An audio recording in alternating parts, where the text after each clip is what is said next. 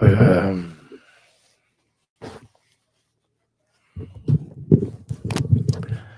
hey, how we doing, guys? Um, I don't even know. I don't even know if I'll be able to do the show. I'm really sick today.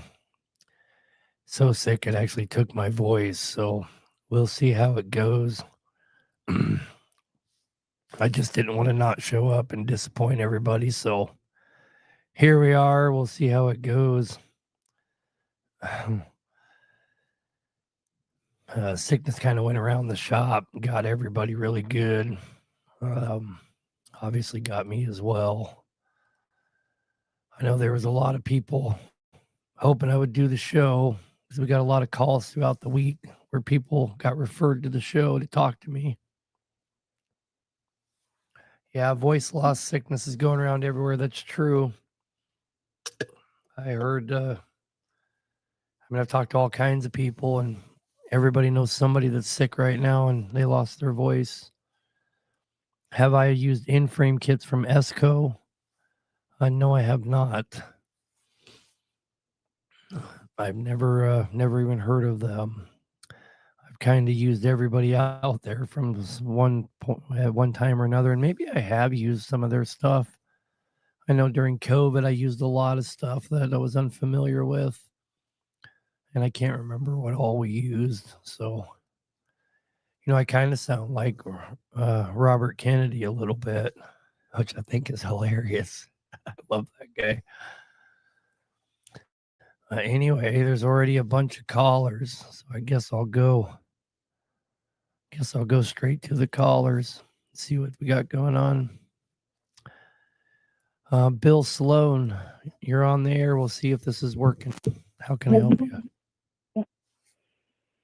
Hey, evening, sir. Sorry you're feeling under the weather. Appreciate you coming on and trying to help us out a little bit. Yeah, what can we do for you, brother? So I have a 04 379. I have an NBN cat in it that was converted back to 6NZ, but not fully. I haven't done an in-frame to change the pistons out or nothing. But this truck had caught fire before I bought it, and they put a new wiring harness on it and new ECM and everything else, and they have it tuned to a C16. And started the NBN injectors and the NBN cam in it. Drove it for a year. It would run fine. It was kind of gutless. But I got a new cam put in it, billet cam, and I put new 8501 injectors in it, the flow match from Highway Heavy Parts. And I've had nothing but hell with those injectors. And I've gone through 15 now. I got 2 more on the way, so it's going to be a total of 17 injectors since the end of August. And I had them replace all 6 and do away with the flow match and went to regular ones. And I got 3 weeks out of it, and I got 2 injectors out. And to me, just logically, doesn't seem reasonable that these injectors are going out. I wonder if something else is causing these issues. Well, first of all, when you're going to roll an NBN back to a 6NZ, you got to change, and I'm kind of skirting what you're calling about, but the 6NZ has different piston crowns, different injectors, and different camshaft, and a different turbo. So if you didn't do all those things, you're kind of setting yourself up for some problems. And putting a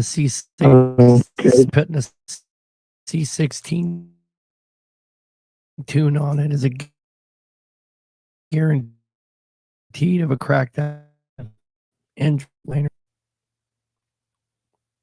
Okay, yeah, I don't like I said, they had done that prior to me buying it. But I knew the pistons weren't the same, and it had the Berg Warren turbo on it. I couldn't back size. I'm just a single owner operator and try to do most of my stuff that I can to save money, and I follow you pretty religiously because I learned stuff, off of you guys to try to do this myself.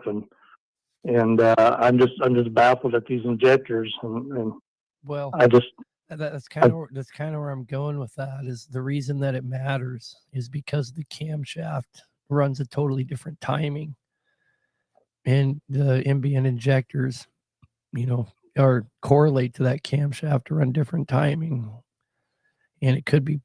Brett, I did that. I'm sorry. No, you're good, and I understand what you're saying. You had a lot of injector problems.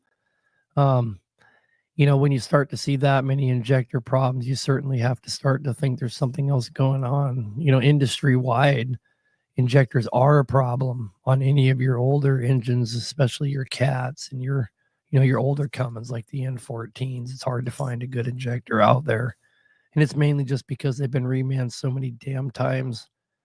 That nobody's making a new injector, and people say they're making new injectors, but they're not really. They're doing a lot of new stuff, but they're not new injectors. And so you're just kind of, when you get them from Cat, you have the same problem. And in fact, I probably have the most failures if I went back and looked historically with Cat OEM injectors, getting them from them, because they've remanned theirs more than anybody. You know what I mean? But when you start, I'm surprised Highway and Heavy Parts have warranted that many for you, because they kind of have a policy there that they no questions asked warranty the first round. And if you have a second round problem, then they're less apt to warranty them, because they're going to assume you have some other underlying problem, which really usually correlates to wiring harness issues. So that's the thing, is my wiring harnesses are all new. I just put a brand new injector harness on the inside, and I did change out the camshaft. It is a 6NZ camshaft, and the injectors are 6NZ. They're 8501s. So I changed all that, and it's all new, so I don't know what the heck's going on. We're being aware of how bad the injector problem is. I personally think that Highway and Heavy Parts has some of the better injector options out there. But that being said, I would almost guarantee that for every 6 of theirs I put in a truck, I have one that I have to get warrantied out. So even they're pretty bad. We're starting to use a new injector line that we've sourced, and we've been having a lot better luck with it. I want to use more of them before I adopt them as our personal product line that we're going to be pushing. But they are doing a lot. They're doing a lot better so far. I haven't had to warranty one of them yet, but I've probably only put them in about 10 trucks. So, and if you know anything about me, I care more than just to get 100 trucks of them out there running and find out there's shit, But yes, sir. I appreciate that about you. If you want to try a different type, call our center tomorrow and maybe just try a different type. I mean, and I'm not sitting here saying anybody's better than anybody else. Historically, I've used mainly Highway and Heavy Parts, and I've had better luck with theirs than most people's. But seriously, for every 5 I put in, for every 6 I put in, I got to get one warranted. It's almost guaranteed. So they're better than most, but they're certainly not perfect.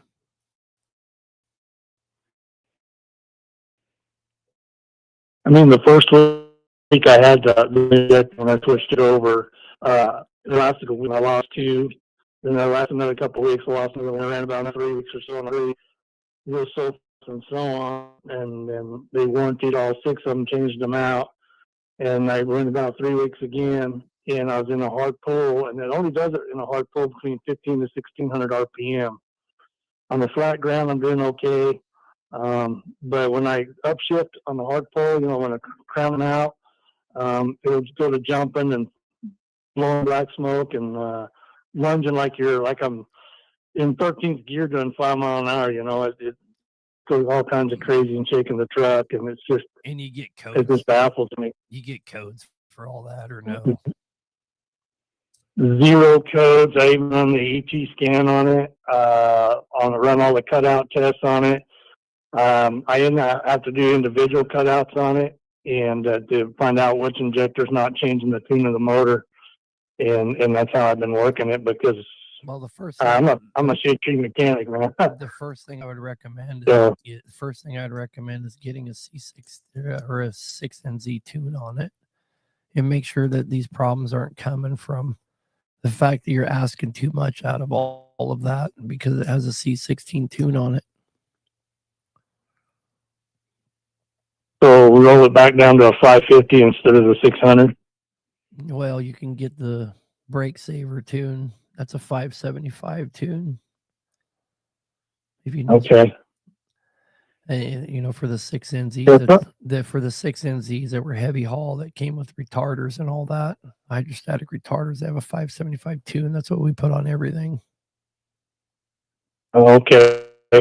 Yeah, like the guy out of Oklahoma flashed it when they put the new ECM on, and they said it is C16, and I'm like, oh yeah, I want 600 horsepower. That's nice. I'm not a hot rod. I don't lay into it everywhere I go. I just like to be able to pull because I got a lot of hills here in Arizona, mountain grades, But the timing's so far off on that, it's gonna. I mean, if your head's not cracked out already, it certainly will be. Okay. That tune's gonna. So I mean, but before I went any further and tried figuring out your injector problem, you need to get rid of that tune for more than one reason. Make sure that's not contributing to all these injector problems. Number one, but number two, it's gonna fuck your shit up anyway. I don't think it will. I know it will. Yeah. It's just not worth. Not worth the headache. Yeah, like I say, it is. The pyro likes to jump, and I drive by pyro because I don't want to burn it up. And you shouldn't have to. A truck that's done properly, you shouldn't have to. That's one of our kind of claim to fames is, any horsepower build that we do here isn't driver dependent. And my personal belief is if you're doing horsepower and it's dependent on the driver to keep in one piece, and you're fucking up. Yes, absolutely. So the first thing I need to do is, I would, yep, get rid of that tune. Redo the tune, okay. All right, we'll get it back down, get it cooled off a little bit. Maybe that'll.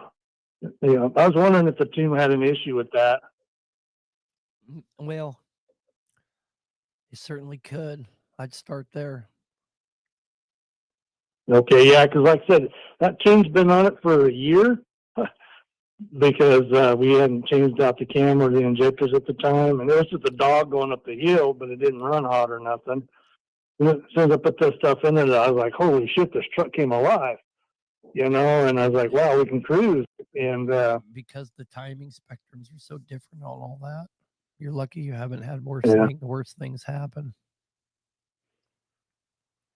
Gotcha. Well, I don't want to take up a bunch of other people's time. I appreciate you, sir, and hope you get feeling better. All right, man. Have a good night. Good luck. All right, thanks. Bye.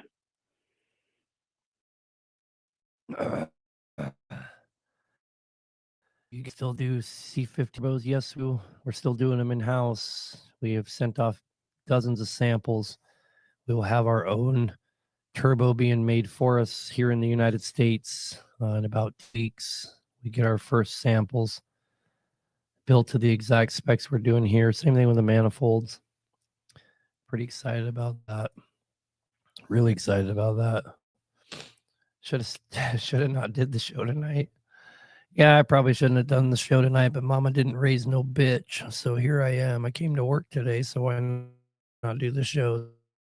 It's kind of the way I figured it.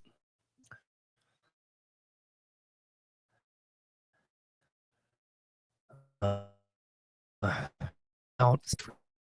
to the callers here. I did ask my sons to come here and help me do the show, but how'd that work out for me?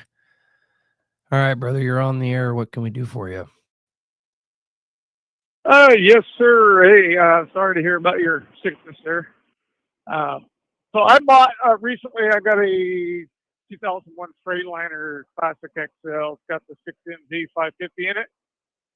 I'm only licensed for 54,999. I run pontoon boats like all the time, never ever heavy. This truck doesn't feel like 550 horsepower. What could be my problem? Well,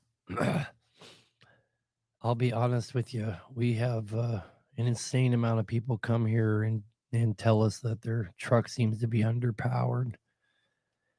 And 90% of the time, there's nothing wrong with the truck, right? Because that's a subjective valuation that you're making. What are you comparing that to? But so I have a few trucks. One of the trucks I have is a 2016 Kentworth T680 with a PACCAR, 455 horsepower, 10-speed auto shift. That truck feels like it'll outpull this one 100 to 1. Are they running the same? And I do the same thing with that truck. Are they running the same gear ratio? Same lane, same weight, same everything. No, same gear ratio in the differentials. Yeah, I know this one's got a little bit taller gears. The guy I bought it from ran heavy with it most of the time. He put an extremely low profile wide tire on it to get the gears lower. I went back to a low pro 22.5, which obviously jacked my gear ratio up. I think not go with that low tire. I think people really underestimate how much gearing can make such a huge difference compared to your horsepower. I definitely believe you. I definitely believe that. Would you recommend putting a better turbo on the truck, or am I just going to be beating my head against the wall? No, in your instance, you're probably one of the best candidates for it, because one of the problems with having tall legs is the lag time of picking back up. So getting some kind of a quick spool turbo and getting a good manifold on there would probably make more difference for you than it would for most other people. Okay. That's and as far as I know, the truck is bone stock. I mean, I don't think anything's ever been done to it as far as injectors, bigger turbo, or anything like that. The truck runs amazing. I mean, literally amazing. Right. So you can, you don't need to reinvent the wheel with it. There's nothing you can do about having tall legs, but you can pick up some of that lag time. When you change gears, you have all this lag time where it's trying to pick up speed enough to spool up the engine, spool up the turbo. So if you help it in that regard, it'd probably be the biggest improvement that you could possibly see. And you don't have to change a whole lot of shit, just the manifold and turbo, and you're going to probably see a vast improvement. Okay, awesome. And I'm sure you would recommend a good turbo for that? I mean, there's all kinds of them out there. I would recommend you get one from me, of course, but that's not really what the show's for. So, okay. Well, I think that's about all the questions I have. We have turbos and manifolds, brother. Okay, I'll reach out to you guys in regular business hours, and not only do we have our own, we carry all the major brands as well. I would rather go with what you recommend. I mean, I've watched you for quite a while, and I think you're probably, if not the best, one of the best out there. So, well, I mean, as far as getting a ceramic coated manifold, there's a lot of good ones out there. The thing I'm doing different is I'm taking the manifold and I'm finishing the inside, and it's I wish I could show everybody the difference. When you put your fingers down inside of them, they're just smooth as glass. It only takes about 2 hours too in the machine. It's pretty cool. And everyone that we've sold, which we have about 100 of them out there now, everybody's called and said, man, this thing 200 degrees, no problem, difference. So they're making a huge difference. I certainly think we're on the right track, and we'll have, it's just not viable at the volume. We're having volume issues right now. So many people buy from us that I have to get other places to make this stuff because we're trying to focus on the kit. So that's the big challenge. But we're about 2 weeks away from having that solved. But I did like 10 manifolds today. So we're cranking them out. And if you want to give us a call, we can certainly get you hooked up. Yeah, no, I absolutely will for sure. And I mean, I get loads down to Texas all the time. Yeah, just you can set it up. swing in within the next month or so and see if we can. Yeah, we'll throw it on for you. Hit us up. What's that? So we'll throw it on for you. We don't care. Hit us up. Oh, okay. Yeah, I'd rather do that. I mean, I have a pretty good shop I deal with in Idaho, but I'd rather, if I'm going to buy something from you, I'd rather have you put it on. So. Yeah, I mean, we'd rather not put it on, to be honest with you. We will. Well, it'd be nice to come down and see where you're at and go from there. I got another truck that the red top coming that I think is going to need some work here pretty soon. So. Right on. Well, good luck with all of it. This call. Thank you. 30 to 50 phone calls a day that people just want us to do. Smaller items like water pumps and turbos and stuff. And we turn almost 100% of them away because we just don't have the capacity to be a service shop. Right now we have 38 engines going on at one time. We just don't have time for it. Anytime we take away and do something like a turbo or a manifold for somebody, it's one other person that's dependent on us getting their engine back. Their engine's just sitting there not getting built. So a lot of people get upset with us. We won't do little stuff for them, but you know, y'all need to understand that there's people waiting for us to help them feed their families. You sound like shit. Go home and get better. Well, you know, I used to work for a guy years ago. I started my first company at 23 and I've never been employed by somebody since. But when I was 21 years old, I worked for a guy and I tried to call in sick. And he said, well, why in the fuck wouldn't you come to work when you're sick and take the day off when you feel good? And he said, you might as well get paid to feel like shit. And that made a lot of sense to me. So I packed up my shit and went to work. And I haven't taken a sick day from work in 28 years, 26 years, something like that, because that made so much sense to me. I might as well, you know, if I'm going to go take the day off, I should do it when I feel good and enjoy myself. I don't know. It made sense to me. At least he talked me into coming to work. So that fucker. Anyway, back to the callers. Here we go. You're on the air, brother. What can we do for you? Hey, bro. How are you doing today? I've been better. So for your sickness, I would suggest drink some ginger water. It's gonna clear up your throat, and if you can throw some cloves in ginger water, fresh ginger, it's gonna do wonders for you. We are in Canada. We go through like this kind of cold all day, all night. I'm pretty it's pretty nice for you to come to work even you're sick. So for my question is, I have a Cat C15 MXS A317, and it has right before the pre-cooler there's a coolant hose line. I blew it yesterday, and when I took it out, it has like a shiny, like mud with shiny stuff in it. Am I supposed like the truck runs fine? It doesn't eat coolant. It doesn't eat any engine oil. Am I be worried or is okay? Probably what you're seeing is somebody before you that owned it before you put stop leak in the system. Sorry, what was that? Somebody before you put stop leak in the system.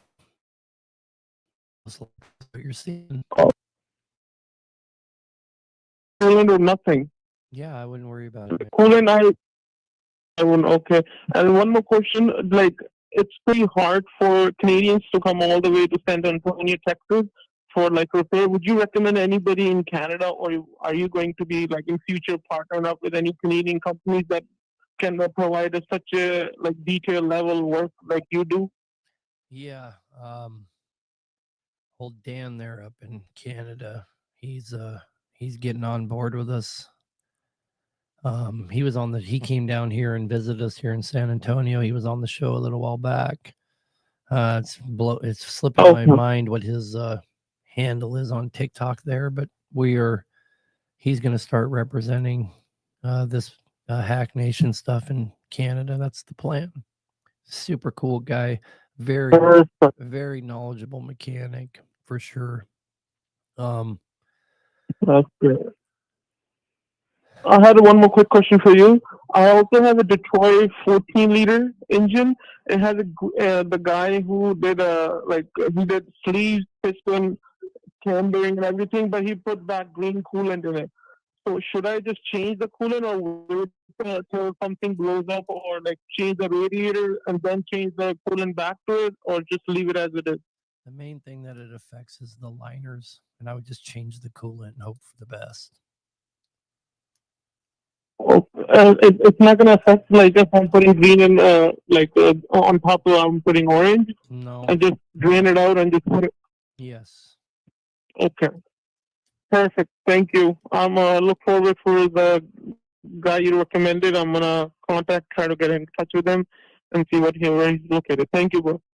Yep. Get well soon, brother. Have a good night, brother. Thanks. My sons are working really hard to get as many, in many shops as we can around the country to get under this brotherhood we're trying to build. And once we got them all locked in, then we'll make videos showing, and we're going to have a map, like Hack Nation map. It's going to show you where you can go. And the way that we're planning on having everyone work together is if you're in New York and you go to a Hack Nation shop and you get work done, not Hack Nation, obviously, but somebody that's working with us, and you have an issue in Kentucky, and we got a shop in Kentucky, you can go to Kentucky and get treated like you came here. And then those two shops can work together on warranty without having this shop burn this one to the ground. And we're hoping that if we build a network like that we can make a huge change in this industry where we can heal some of this relationship between the owner operators and the shops. At least that's the plan. We'll see how it works. Which Acer platform is the better prefix to get? Probably the MXS, really. It's the simplest one of them. The BXS, you could argue, is simpler because it still has the 6NZ style Jake brakes and stuff like that. But your BXS is much more prone to some problems that the MXS just doesn't really have. The BXS is very prone to breaking rings. They're kind of famous for it.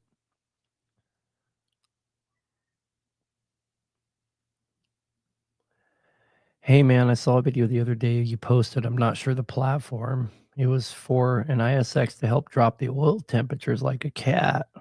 I can't remember offhand the part you used. It was something new. That is that oil thermostat that you're talking about for the ISX Cummins. That is something that was developed by a guy here, kind of local to us, and we partnered with him. And it's kind of exclusive to us, so you have to give us a call. We can get you hooked up with them. We have sold hundreds of them with 100% feedback of positivity. They're absolutely awesome, phenomenal. In fact, the guys in the comment section here that invented them, that Grizzly Specialized Inc., he's the guy that invented them. Really sharp guy. Going to have him on the show here soon as well. But yeah, it's a super cool product that he came up with there, and it works really, really well. X15 efficiency or performance? What's your thoughts? 100% the performance. Not a big fan of the efficiency build at all. In fact, we change the efficiency builds, the performance builds all the time, and 100% of people are much happier with them. Back to the phones we go. You're on the air, brother. What can we do for you? Yeah, hello. Good night, Aaron. Good evening. Sorry. So I had a question. I got a X15 Cummins. It's rated for 5.25, but I want to get a little bit more power without necessarily adding fuel. I got the intake manifold. I got the exhaust manifold. And I'm looking into getting a turbo, but I don't necessarily know what to go with because I called Highway Heavy Parts before you guys parted ways, and the person that answered said that they didn't have anything that can necessarily add power to my truck since mine's on the higher CPL. So they said to basically just stay with the turbo I have. VGT turbo, or is it deleted? VGT, it's full emissions. Okay, so you are kind of limited there. They're probably steering you the right way. Probably the only thing that we could do for you there, a little different, is get you a coated turbo to match your manifold. But that intake and that manifold are going to make the biggest difference for you by far. Oh, okay. So the only way would basically then, if I were to delete it and go with the bigger turbo, but VGT, that's basically it. I mean, if you want me to be honest with you, I would probably just leave what you have and put that intake and exhaust manifold on. You're going to see a big difference. You're going to be happy with it. Yeah. Okay, yeah. I just have the intake installed right now. I was the one that called a few months back because my exhaust manifold kept going through the gaskets. So I got a hold of the company that I got it from, and they went ahead and exchanged it for me, but I just haven't had time to take it to the mechanic to get the new one installed. Yeah, put that stuff on and save your money and see how it turns out. Yeah. Okay, gotcha. And then I had one more question. So the truck that I have, it's a W900. It has 390 rears, which I don't like them because I run to Arizona where it's 75, and I also run to Salt Lake, which it can be 80. So most of the time I'm cruising at 68, only because my RPMs are already at 1700. What differentials would you recommend that I can change to where it kind of be in the middle of speed and sport? I've never been really good at remembering all the different sizes, to be honest with you. You could call Bennett Truck Center. They're about the only guys out there that'll still give you a core if you're not doing like for like.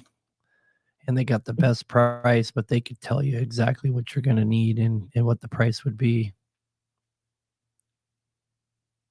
Yeah, okay, gotcha. Okay, yeah, I'll give them a call one of these days coming up. Yeah, but you're burning a lot of fuel at 1700, cruising down the road at 65. Good God.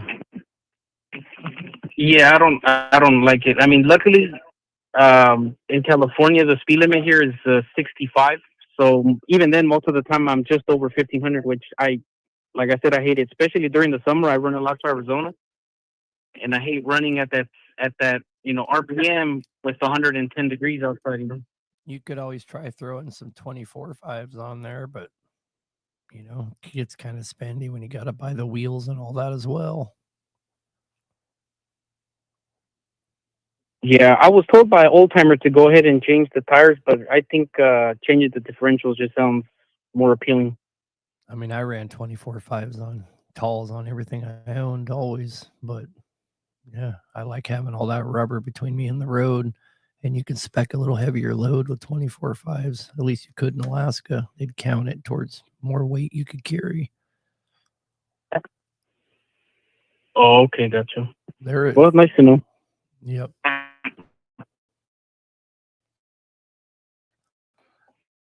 But that is a route. Okay. Well, I appreciate it. Difference. I mean, what do you now?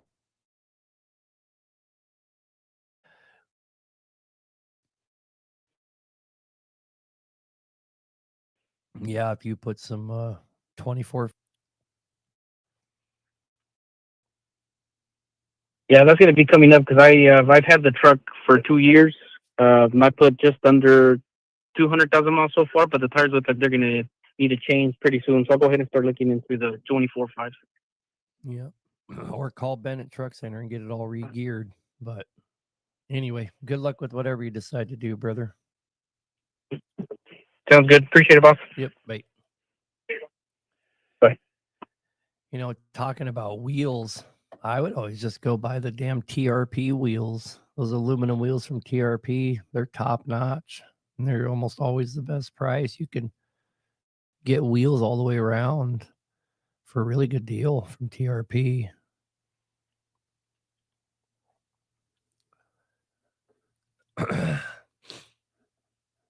Anyway, we'll see if I can make it through the whole show. All right, you're on the air, brother. What can we do for you? Yes, sir. I just bought a Kenworth T800, 05 model, WC13 cat in it. And I was just trying to get your opinion on the motor. It's KCB prefix, and I know nothing about these newer Caterpillars whatsoever. I'm used to a Cummins. It sounds a little clattery in the top end to me. My dad says, don't worry about it. It's Caterpillar. But just wanted your opinion on them, anything I should know about them, you know, and you think it just probably needs an overhead, or is he right? Is Caterpillar's a little louder? No, they're not a little louder, but it might be a little bit more noise than you're used to because it runs on a push rod system. So there's a lot more going on in that engine than you're used to from a dual or single overhead cam Cummins. Yeah, the N14 Cummins. Oh, well, if you're comparing it to the N14, no, the N14's all push rods as well. Your N14's a loud son of a bitch. So if you're comparing it to an N14 and it seems to be really loud, you probably got some problems going on. Okay. I mean, it don't seem really loud. It just seems louder. You know, it seems just a lot of tapping in the top end. It runs perfect. It idles smooth. No oil leaks anywhere. I mean, they say it was rebuilt in frame 200,000 miles ago. So well, I plan on getting an overhead. That's probably about all I can do, huh? Two things here, and somebody just said what I was going to say in the comments. Number one, running overhead, start there, obviously. And then the other thing, if it was just recently overhauled, they could have set the lash a little too loose and the gears are chattering like hell. It'll still run fine, but it'll be loud. So it could be the gear lash. I've had people tell me some people set the gear lash, a little too loose and put more power to them or something. But I have no idea anything about that really. What about coolant? What do you recommend on coolant for a Caterpillar? I know on my Cummins, I have for any diesel engine, extended life coolant. Doesn't matter the color. It matters if it's extended life coolant. Unless you found, green coolant's about the only one to stay away from. But the yellow, the orange, the red, any of those extended life coolants are great. I mean, I prefer pink. I prefer pink oat coolant if you wanted to ask me to get super technical. But oat coolant's pretty expensive. That's what I've always ran. That's what I've always ran is the pink coolant in all my diesels. And I've always made sure that they have, I forget what it's called, BCAs or whatever, the correct amount of whatever Cummins calls for. And I've always put that in it if it didn't come with it. But this has yellow coolant in it. That should be fine. I plan on flushing it, but wanted to make sure that I could just put yellow right back in it and that'd be fine. You're fine, brother. Cool deal. Anything else that I should know about a Caterpillar that you could tell me to look out for or anything like that? Go make some money. 10-4. Well, I appreciate your time, man. Hope you get better. Hope you get feeling better. Yeah. Have a good night. You do the same. Bye. How hard is it to change injector cups on an MXS C15 Acert? It's actually really easy. It's one of the easiest ones out there. The caveat is you have to have the proper tools for it. If you have the proper tools for it, it's really, really easy job. But what I would tell you is whatever issue you're having that you decided I need to change my injector cups, it almost never fixes the problem to change the injector cups, because injector cups almost exclusively fail from some kind of an external event, and it's almost always from an overheat, and putting new injector cups in never fixes the problem.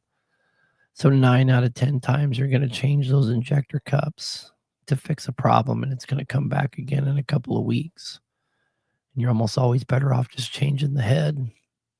But to answer your question, it's really easy to change injector cups on a Caterpillar engine. I just don't recommend it usually.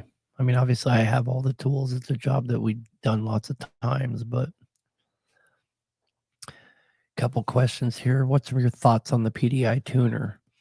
Well, my thoughts on the PDI tuner is I have 10 of them here and I've never sold one. I've tried giving them back 100 times and they find all kinds of excuses not to let me send them back, even though they told me in the beginning they'd take anything back I didn't sell. But I bought 10 of them and then I, played around with them and figured out what they were doing with them. And I wasn't comfortable putting them on anyone's trucks because their trucks aren't going to last very long. And they might go a couple 100,000 miles, but they're really hard on them. So I refuse to sell them to anybody. And I don't want to use up any of my goodwill making a video saying, hey, I got a bunch of these. I'll sell them for almost nothing, So they're just sitting there rotting away. That's kind of what I think about them. What was it, like a year ago, guys? I told everyone I became a dealer for them. And I got a whole bunch of their products in.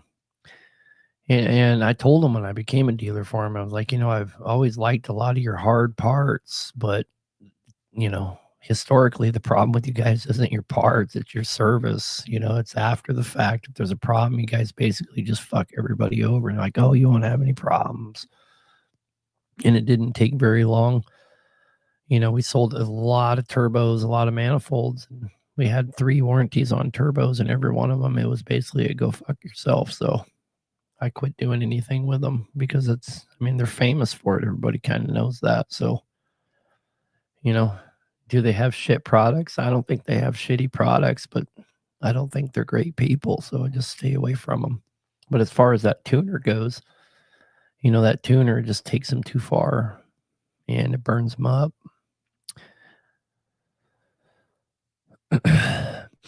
Yeah, so full tilt stuff's the way to go. Well, I'd much rather deal with full tilt than PDI.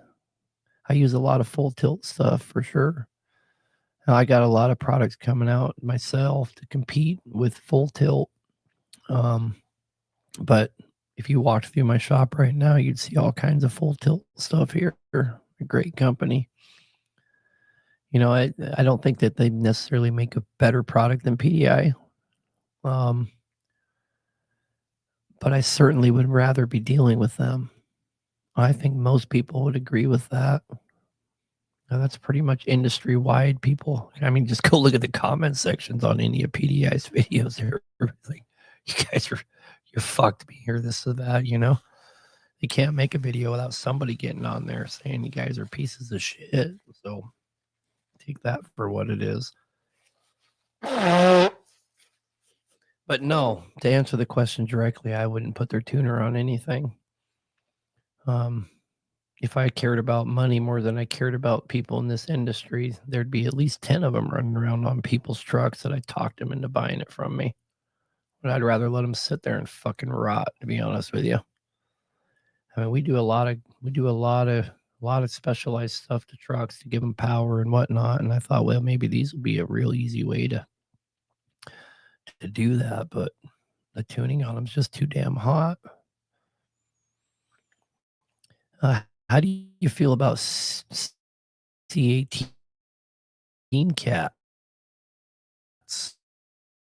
So I'm going to answer this question because my Facebook do a camera out PDI's big bore kit, and the same way about the C18 as I do about the big bore kit that PDI sells. When you take a C18 and try and put it in an on-highway application, like let's say you went and bought a Marine C18 engine and say, okay, I'm going to put this in my truck.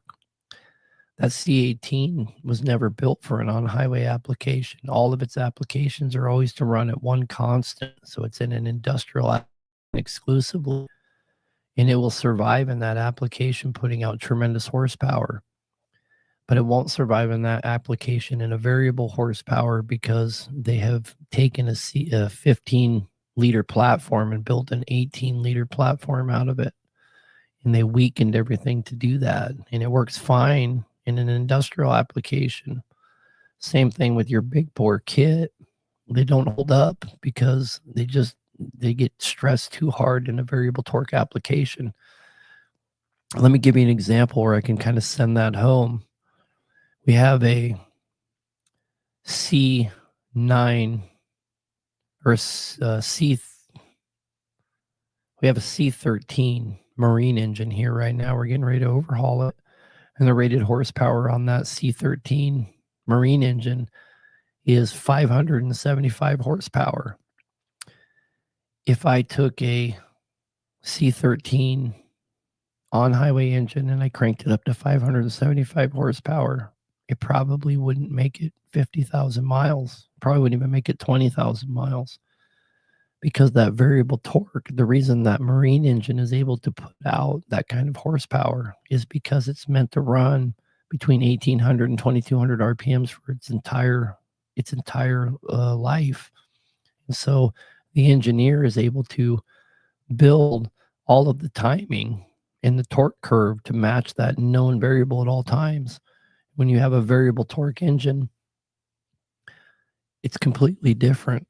And you can't have the kind of horsepower that you have. Like in North Dakota, I rebuilt the C9 engine that went to a water pump, and it was rated to put out almost 700 horsepower to the water pump. A C9, if I put 700 horsepower to a C9 in a variable torque application, it wouldn't even make it out of my shop. So buying these big bore kits or putting a C18 in a variable torque application, all you're doing is spending a fuck ton of money for a disaster that's coming your way really soon. I hope that makes sense.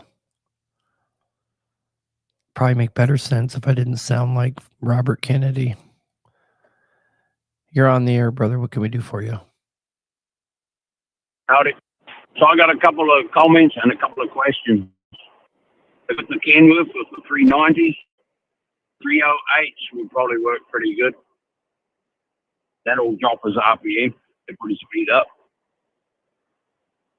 And I got a friend that's got a DD15 and a Cascade in it, and it just shit itself.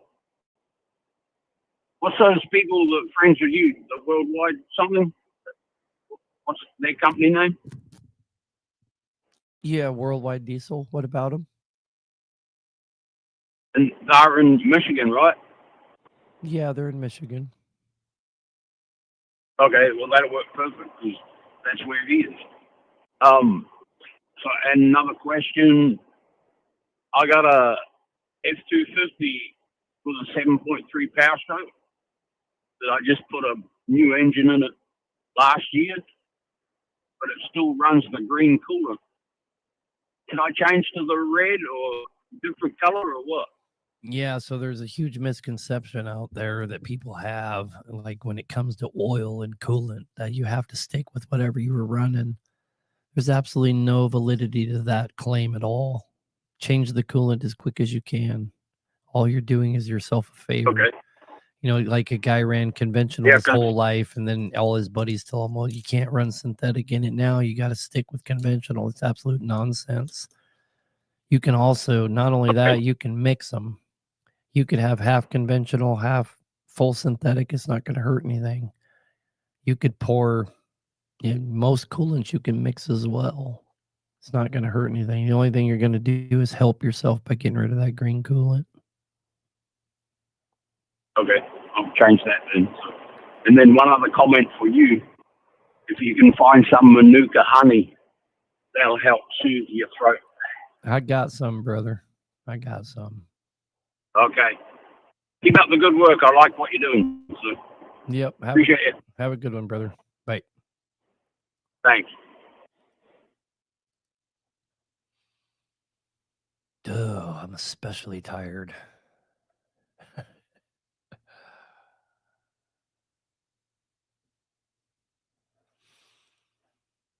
All right.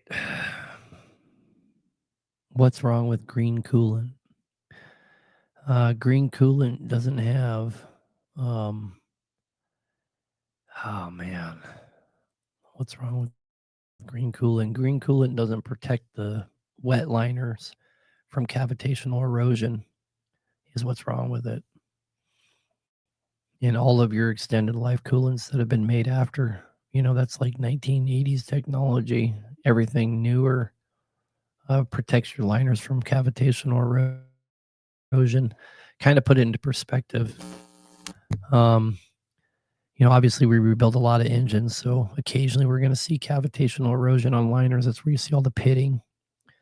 And 100% of the time, that pitting correlates to one of two things. They ran water in it, or they ran green coolant in it. I've never seen cavitational erosion ever in my life on an engine that was running extended life coolant.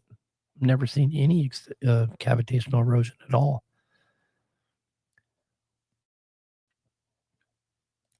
Back to the callers. You're on the air, brother. What can we do for you? Hey, I got a question. I had recently put a different transmission, and Classic has 370s in the rear, and I don't really understand. I kind of understand. I guess there was an A box in it, and they said that the only one they had was a B box. So it seemed like it just moves slower. Are the gears just smaller in the B box than they are in the A box? Are you familiar with what I'm referring to? No, I'm not. Okay. It's an 18 speed. I lost the top end. And, like, so you put the truck in reverse. You notice it a lot in the lower gears. You put the truck in reverse, and it just doesn't move like it used to. And then all the lower gears, when you're climbing, the timing for shifting is different as well. And it is winding up a little bit more, not too much more, but I definitely can tell that it's actually not moving like it used to. And they said it's because it's a B box, not an A box. What they took out was an A box. Yeah, I'm not familiar, but your RPMs shouldn't change at all because those are decided by the differentials, not the transmission.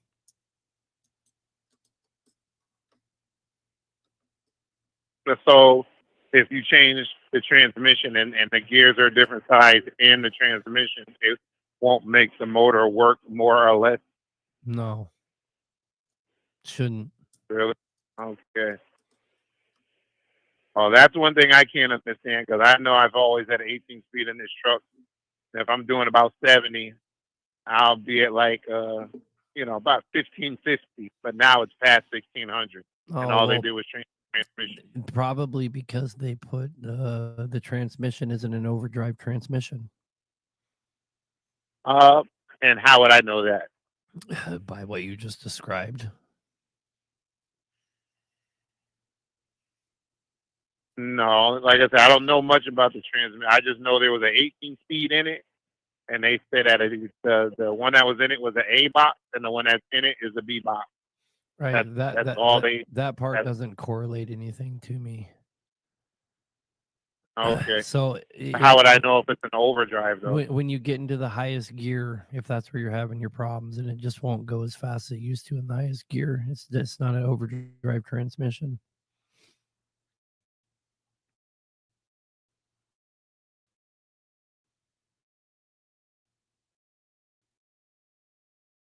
No, in the lower gears are noticed it. In the last gear, it doesn't. It's a little bit. RPMs are a little bit higher than they used to be. Not bad, but they are a little higher. Yeah. So that means I do not have an overdrive. I don't know. You would only notice it in the highest gear. Oh, okay. So Is that something your sons would know about in the shop? oh yeah, give them a call. They could tell you exactly what you got going on, little fuckers. Okay. Okay. Yeah, I'll give them a call. All right, brother, do it. All right, I appreciate it, man. You get better. Yeah, have a good night, man. All right. You know, I those little bastards to come on the show tonight. Give me a hand. This would have been a good night for a lot of people. A lot of people calling with differential and transmission issues. That's funny.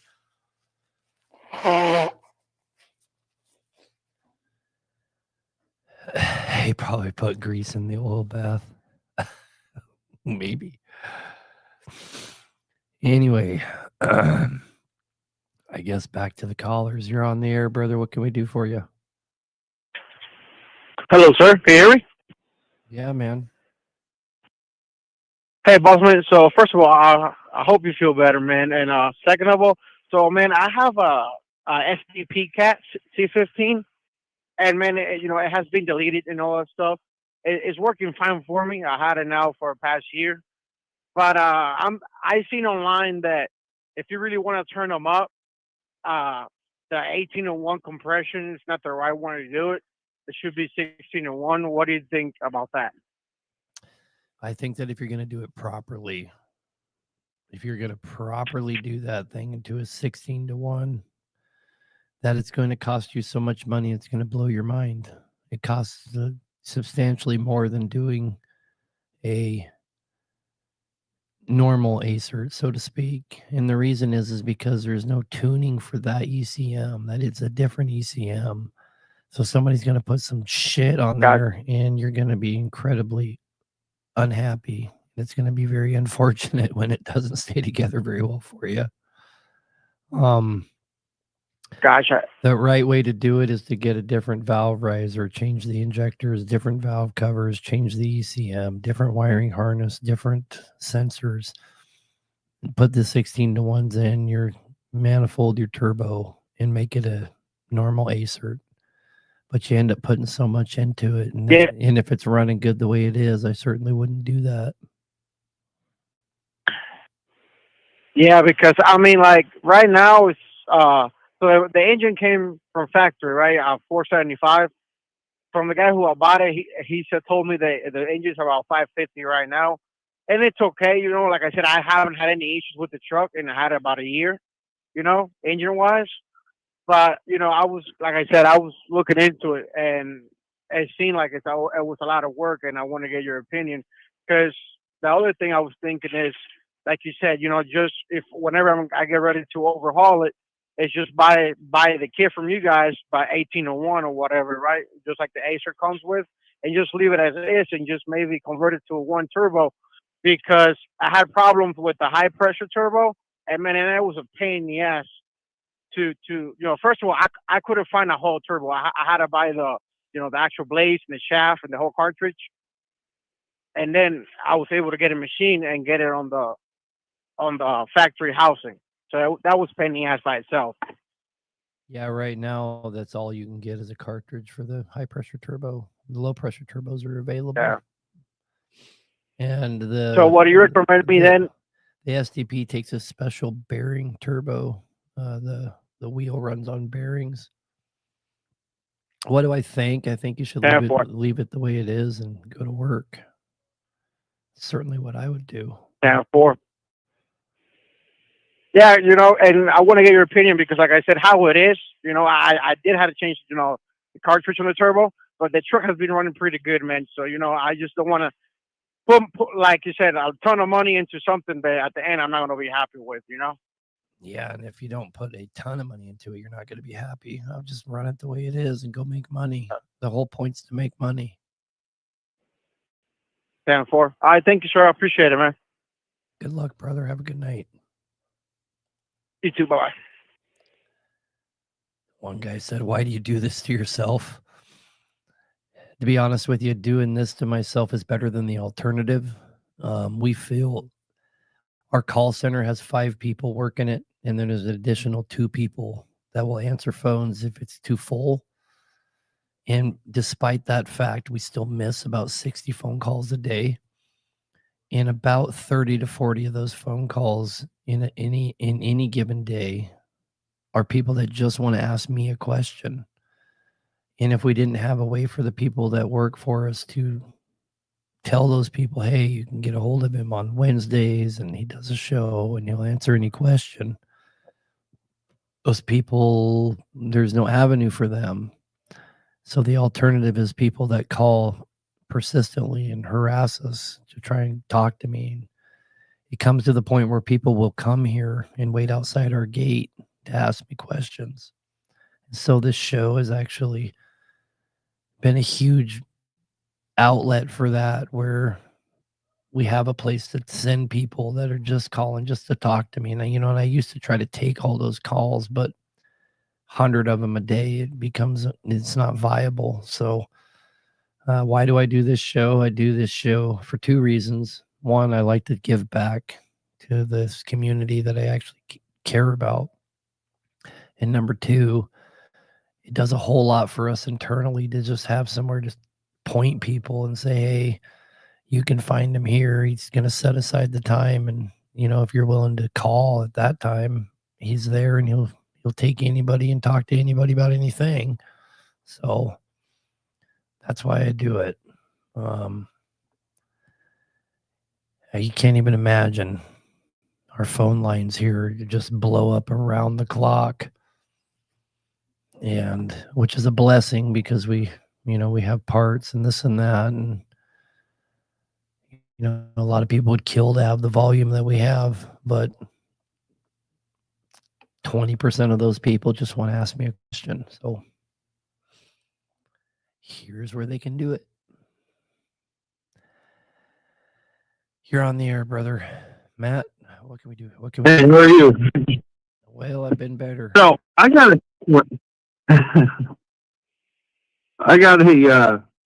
question. If I'm doing a disservice to my customer here, I questioning myself now. I got a C13. It's out of an excavator. It's at like 10,000 hours. He doesn't really want to sink a ton of money into it. It rounded out one of the camshaft lobes. So we're just doing a cam and lifters, gaskets, getting it back together. With that many out, and I did mains and rods also. Would it be worth pulling the liners to re-O-ring, like the liners not changing anything, or is it safe to just put it back together? If you're doing lifters and stuff, you have the head off, right? Yeah. You're right there. I mean, an overhaul kit for that thing's about 3,000, right? I don't know. I gotta reprice that out. I'm not sure offhand. Man, I mean, especially when it comes to equipment, right? Especially when it comes to equipment, you just, you want to do your customer right, but whenever you're dealing with equipment, it's just such a there's so much involved with just removing the engine and putting it back in. You're almost always doing it is. You're almost always doing a better service by going further. The more time it's in that piece of equipment, the better. And obviously that's true for any. Yeah, absolutely. It's true for any application, but trucks are a little more forgiving. They're not encased inside of a piece of equipment. It's not a whole ass ordeal just to get to it. You're not going to in-frame that thing in a piece of equipment, so to speak. Yeah, he is a very reasonable. We work all on repeat customers, so we have a relationship with them. So he does work with us. It feels like he gets the impression that we're trying to push more, that the engine doesn't need, trying to get more work out of him. And sure. So if it was my customer, this is the way I approach that kind of stuff is I never, unless something blatantly wrong, like this cranks out of spec, right? Would be an example. But when it comes to stuff that's Yeah. generalized, I never tell customers they have to do something. What I do is I give them all the reasons I think they should, and then let them make a choice, you know? So, I Yeah. mean, the reasonable thing to do is to overhaul it while it's out. If it's got that many hours on it and you guys are right there, it'd be a lot less than doing it later. But you never know what a situation your customer's in. You know, his wife might have left him last week and took half the farm and he's mortgaging everything. You don't fucking know. So you just tell him, you know, go. It is hitting him hard because I did 2 months ago. I did a full overhaul on a C13 for him, so he's a little hurting for the end of this year, coming into the winter over where I'm at in the slow season. So we really just wanted it back together, and that's where we're on the fence of how much do we sink into it to get it back going. Sure, and there's two arguments there. One argument is where do you stop, right? Where do you stop? Exactly. So you know, somebody in the comments said they just did one hole for a guy a little bit ago. We've done it lots of times. You know, I've done all kinds of stuff to get guys back on the road, re-ring and stuff, and one hole or whatever it be. You know, it's kind of like saying you can't change. When you're talking about a piece of equipment, it just kind of changes the rules just a little bit. So what I would do is I would figure out exactly what it's going to cost him, so you're armed with the information that he needs, and say, hey, here's option B. You know, if you want to just go all the way, and here's why I think you should, but if not, we'll get her wrapped up and give her back to you. Yeah, that's pretty much where I'm at. That's kind of exactly how it's gone. So I have all that information already all locked and loaded. So the only we'll see how the conversation goes. The only thing I do different probably than most shops is I do all of that communicating by text message. Even if I'm on the phone and talking about it with them, I'm going to text the narrative to them. And we have a dedicated 2 terabyte phone here that everything gets communicated via text message. That way we can go back years later if need be and look at everything that happened. And we text pictures of every build as it comes apart, as it goes back together, and every narrative is texted to the customer. Yeah, that's definitely potentially a good idea. We're picking up, you know, more and more jobs kind of in this nature, and that sounds like a good thing to have. There's a reason we do it. Two things. Two things. It eliminates the potential for conflict almost completely because there's no communication errors later on. Oh, I thought you did this. I thought you did that. And secondly, you know, like for example, I mean, an easy way of saying it covers your ass, but you know, this engine gives out and liner, you know, piston number 6 takes a shit. Like, well, right here, we gave him the option of doing the whole thing. He decided he didn't want to. You know, a lot of guys gave me shit over the years, especially back in North Dakota. And they're like, oh, you know, you're putting back you're half-ass putting back this guy's truck. Well, that's because that's what his budget allowed. But what they didn't know is that whole narrative with that customer was all documented 100%.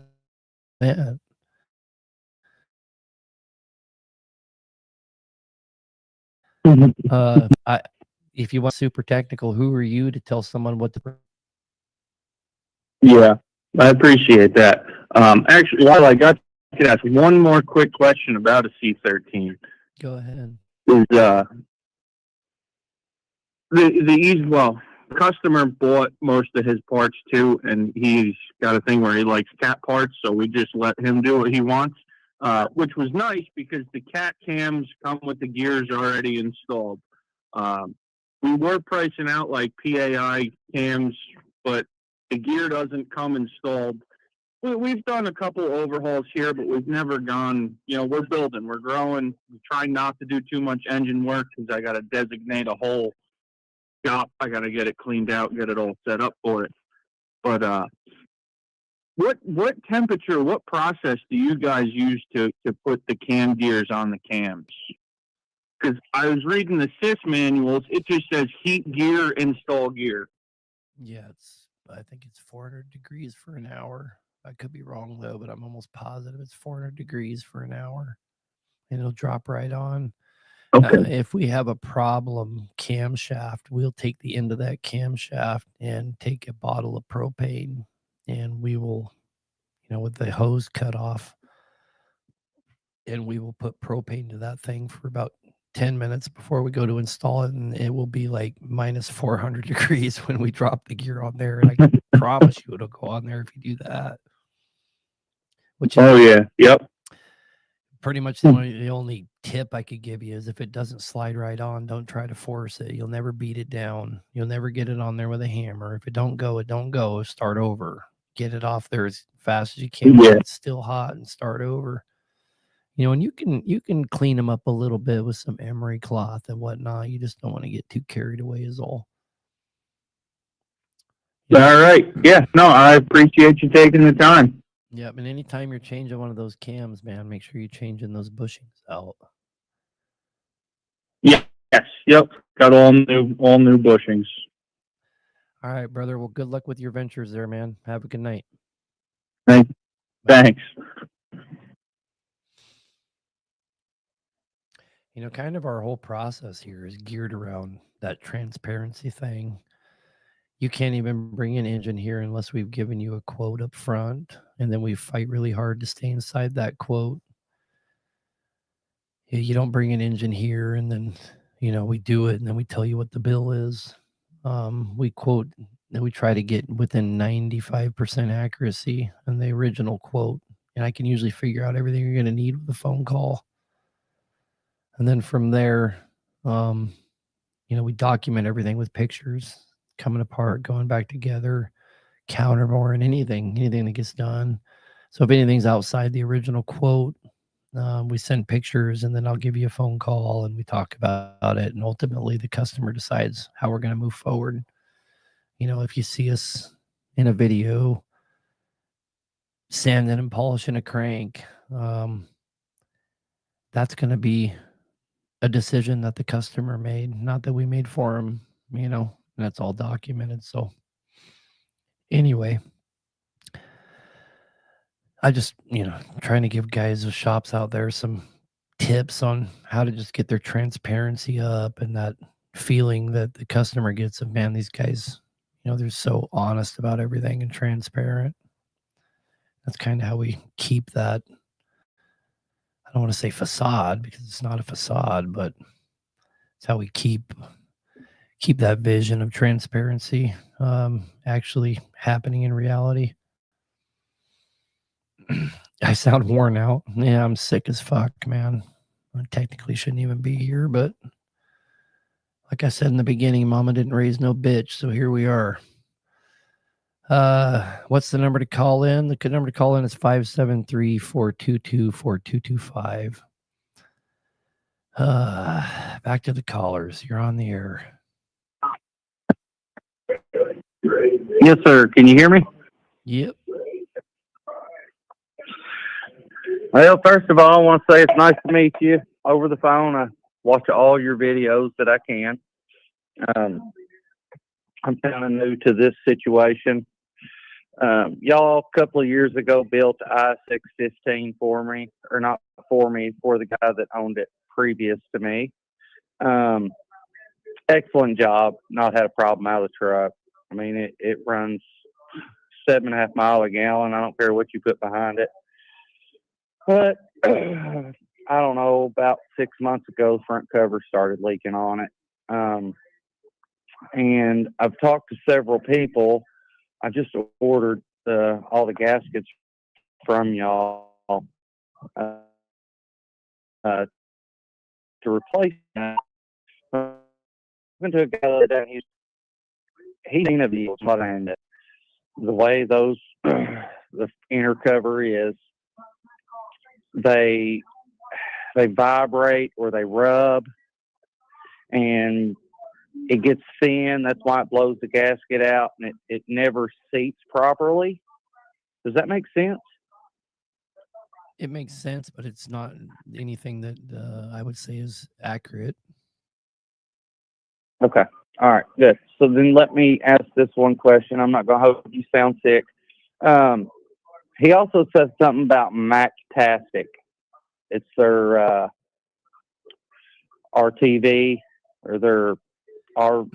Can I just give you some advice instead? Yes, sir. I would greatly appreciate that. Okay, don't put any of that stupid shit on there. What you want to do is Okay. get that cover off, and then you want to clean the mating surfaces extremely well. You want to focus all your energy and all of your attention on getting it clean. The cleaner it is, the better chance for success. Put the gasket that comes with it on it, and make sure you don't roll it when you put it back together, and it won't leak. All right, man. That's what I'm gonna try to do. I got a guy he's been mechanicing for years. He's gonna help me do it. We're gonna do it at his shop because he's got all the tools. Well, two things are going to decide if it leaks when you're done. Number one, and most important, is how clean you were. Number two is going to be if you fucked it up when you were installing it. And that's pretty much it. Right. Right. Yeah. I mean, it's been done. It's already been done once by Gentry and Sons Trucking. Okay. Well, and look it over really good and make sure that the structure is not compromised. Okay. Yeah, I would make sure it's not correct. If this is the second time, which would technically be the third time because we would have had it off when we overhauled it. I would look really close where it's leaking from and inspect that place, that spot really well. Make sure that, if you got to use a little bit of right stuff, silicone or something, I highly recommend you don't. But if you got to, because maybe somebody cleaned her a little too good with a roll-lock or something, So the guy that's going to help me do it, he's like, we shouldn't have to use any silicone or anything. He's like, if it's right, maybe enough just to stick the gasket to it, but you shouldn't have to use a lot of it. So that's good to hear. I would avoid it completely if you can. All right. All All right, man. Well, I hope you get feeling better, and I appreciate you. Have a good night, man. You too. I'll be honest, I don't feel that bad. It's probably because I took a bunch of Dayquil right before I started the show, so I kind of feel all right. I'm probably going to feel like shit by the time I get home, but that's all right. I try not to take stuff like Dayquil, but I knew I needed to make it through this show, so I popped a couple of them right before we started. Would you all build a BXS to 675 horsepower? Well, our 640 build that we're so proud of and always promoting, that thing, we've dynoed them a couple times and they dyno out at 680. We just don't advertise them at that. People be pleasantly surprised than disappointed. So we call them a 640, but they actually, everyone we've dynoed came out to 680. So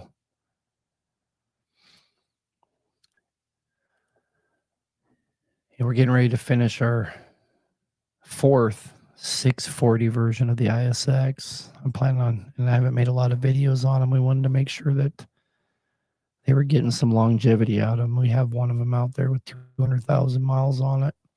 So we're feeling pretty confident in them now. So we'll be making videos here in about a week of same thing we do to ISX. She's a bad bitch. We're just getting ready to finish one up. You know, in some ways, that ISX is a more powerful engine, just where they run at in the RPM range.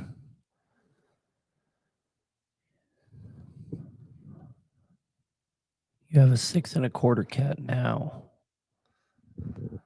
If you have a true 6 1/4 cat, it's an MXS, not a BXS. They didn't make the BXS in a 6 1/4. So if you have a 550 that someone put a 6 1/4 tune on, that's probably not that good. Is that 640 ISX still with the VGT? Yes, do them with the VGT, and we've done them both ways, but we can't really build one that doesn't have a VGT for sale. Of course, I'm sure you guys all know that. But if you bring us one that's deleted, we don't have a problem doing it. Anyway, back to the callers. Oh man, you got a PACCAR. Here we go. You're on the air. Hey, what's happening, sir? Oh, not much, man. Can you hear me? Yeah, hit me with it. All right. Hey, I know you don't talk a whole lot about PACCARs. I know a lot of people hate them. Thanks for taking my call. I personally don't have too many issues with the PACCAR. I've ran a few of them. But when this thing decides to take it deep, I know it's not the most economical thing to get fixed. So I'm going to be thinking about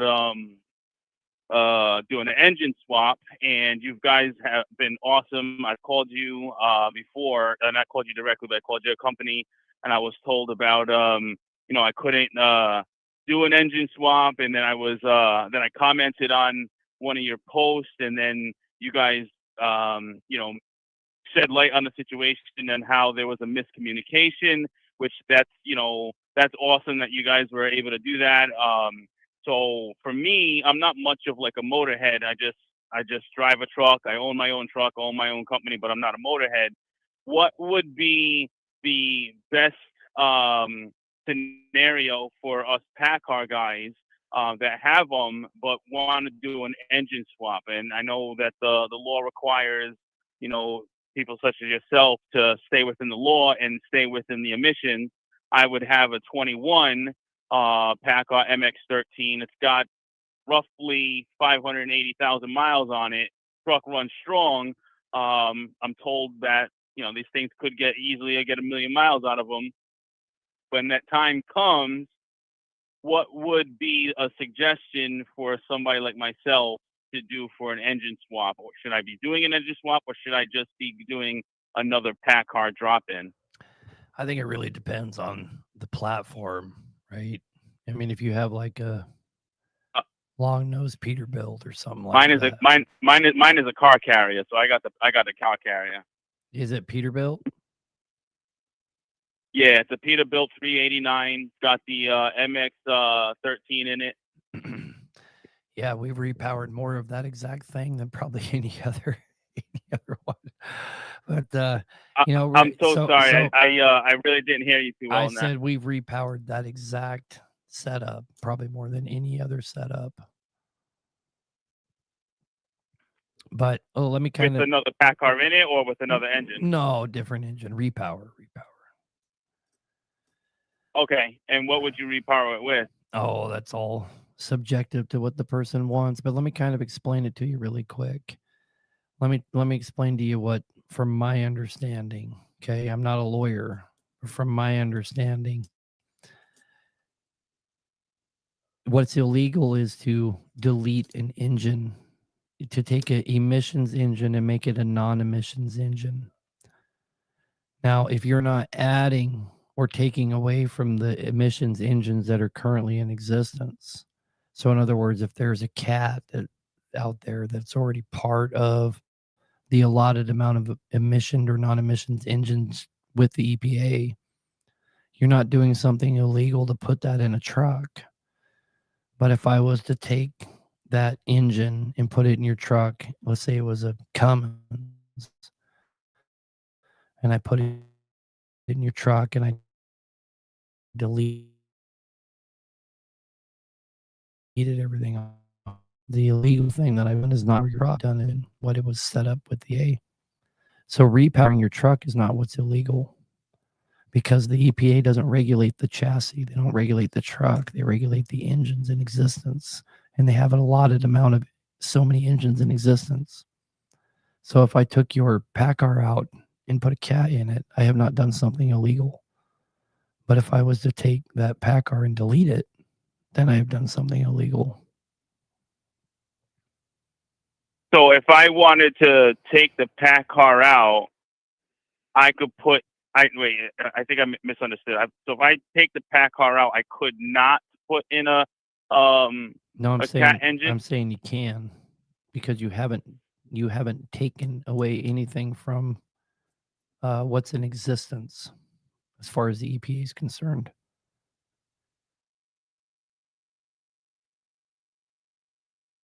I think I'm getting a bad service connection. I'm No, really sorry. 'Cause I'm I know sick. your time is. I I'm know your sick. time is valuable. I'm sick and have lost my voice. What I'm telling you is I'm not a lawyer, but from the way I understand it, you can repower that truck, okay, with any engine that you want. I can repower it. Yes.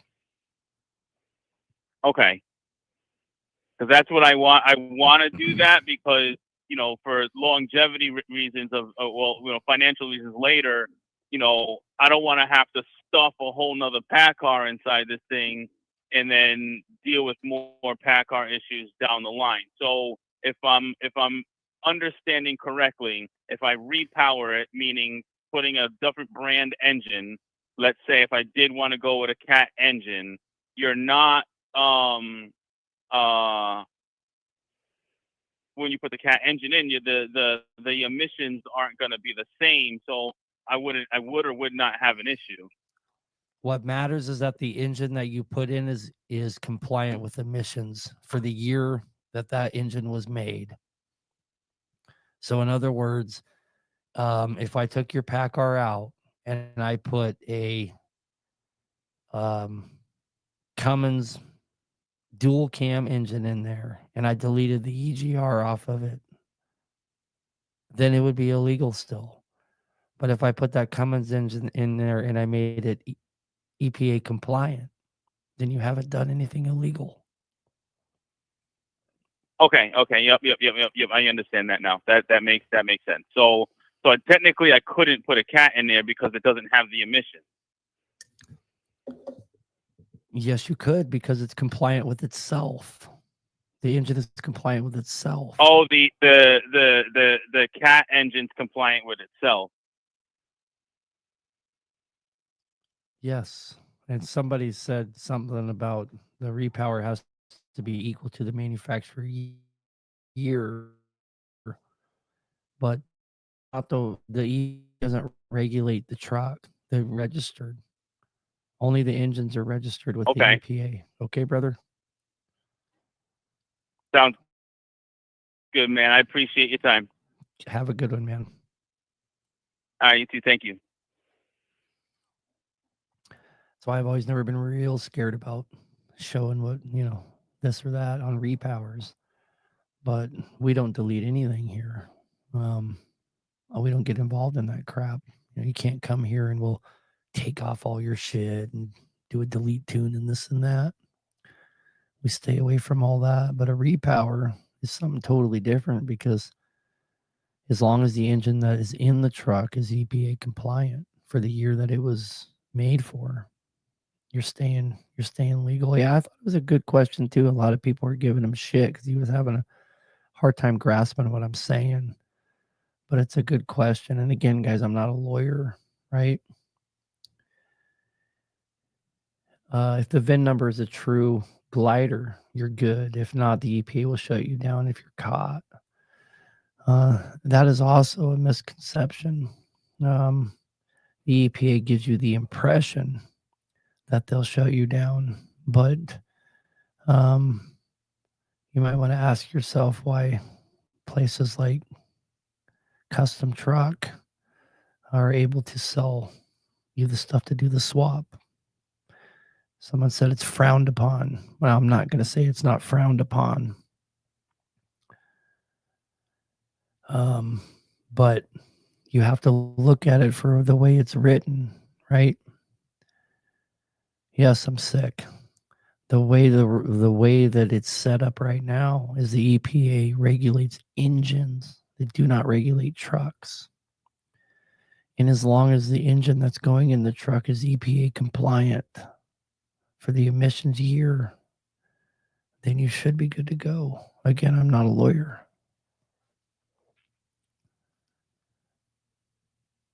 Is that Icelandic water in a can? Yep. It's the only water I drink, brother. Carbonated. I can't do regular water for some reason. Keith Tucker keeps saying repower is not the way to go. And I tend to agree with him. Repower is not always the way to go. If you got the money, it's, go ahead. But people don't understand how cost prohibitive it is.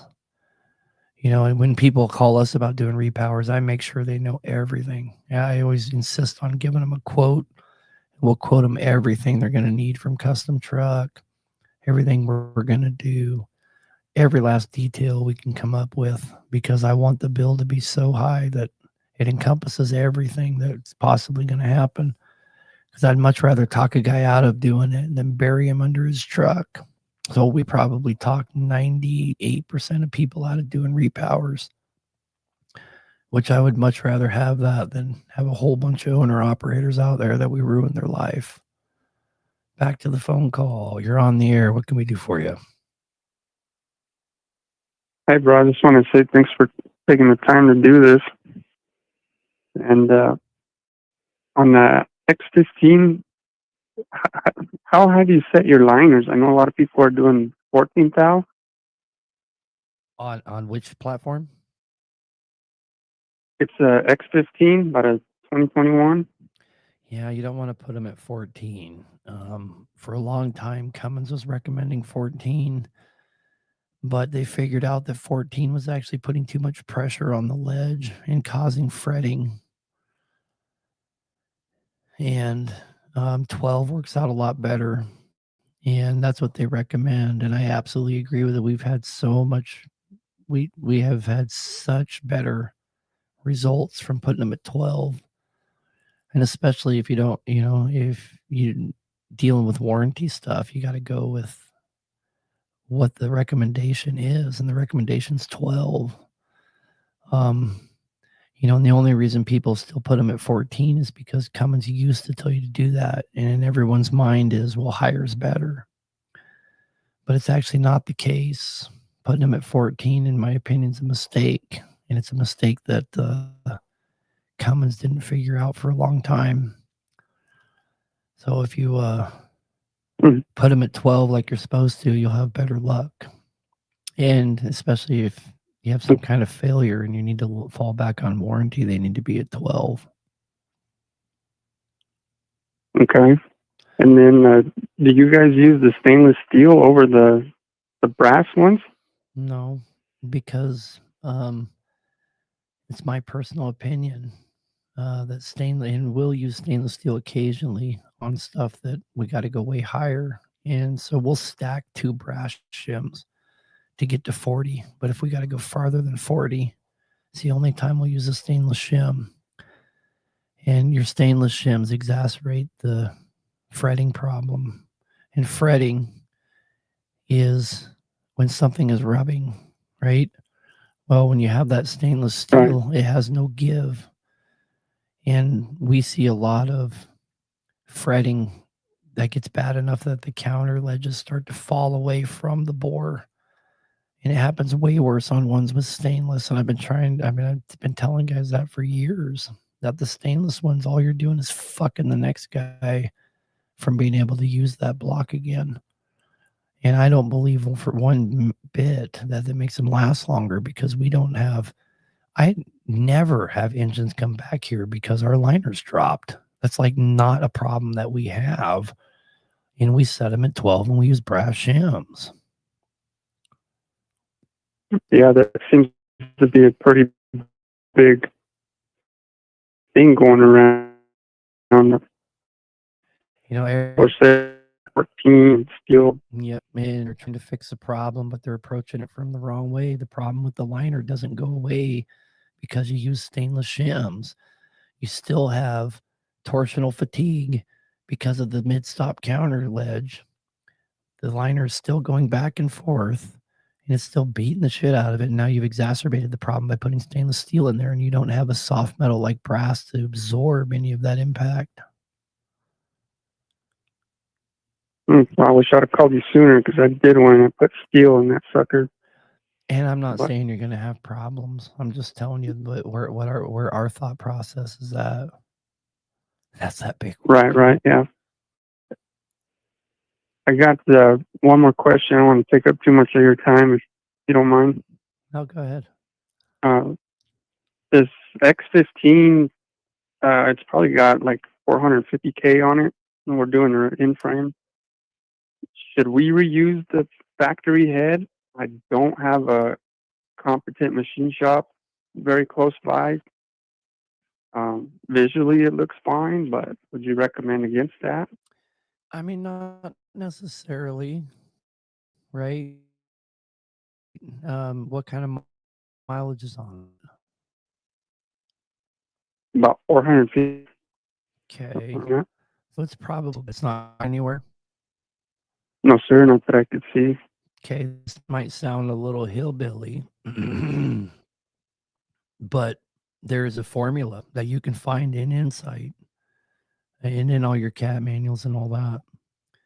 There's a formula for, and you could probably ask ChatGPT and it'd tell you too, but you can roll it up on its side and pour diesel fuel in the intake. And then you count how long it is before you start to see diesel running out of the valve seats. And then roll it up and do the same thing on the exhaust side. And that is an old way of figuring out whether your valve seats are good or not. And if it passes that test, fucking send it. Okay. You're not concerned with like threading where the firing is? No, That would it be that's the whole point of the gasket. okay. Well, shit, man. I do appreciate your time. That really solved a lot of my headaches, I can't remember. I think it's somewhere my like, concerns anyway. I think it's 5 seconds or something, but don't take my word for it. Seriously, ChatGPT Yeah, I'll look. probably knows the answer. And oh, one more thing real quick. Are you guys seeing a lot of problems with these new X15s losing that number 6 cylinder? Well, you have that number 5 and number 6 are problematic in all of them. Okay. And there's 2 reasons for that. One is their stiffener plate doesn't protect the entire bottom, so you flex more in the back. And number 2, their intake doesn't allow sufficient air to go into the back, and the back gets way hotter. So the combination of those 2 things is why I believe you see all the problems in the back. Yeah, because that number 6 is almost dusted, but I know it's not dusted, and that's the reason they denied the warranty. But when I took it apart, that cylinder, all the cross hatching was pretty much gone, and the ring was broken. But no, it wasn't dusted because I don't think it would have dusted one cylinder, and I don't see a huge buildup of dirt in it, you know. No, you don't dust one cylinder. So is there any way to mitigate that? A different intake or something? Yeah, you can get a good intake like from full tilt. Then that spacer plate's kind of my new go-to. We're putting that on everything these days. They're not the spacer plate, the stiffener plate. Right, I did see that in one of your videos. Yeah, that thing's fucking badass, man. So how do you seal it? Do you have to use like a paper gasket on the top and then the factory one underneath? It comes with everything. Okay. But Cool, man. Well, I appreciate it, man. I really appreciate what you guys are doing, and look forward to seeing more of your content. So oh, have a good night, brother, and good luck with all that. thanks, sir. Yep, bye.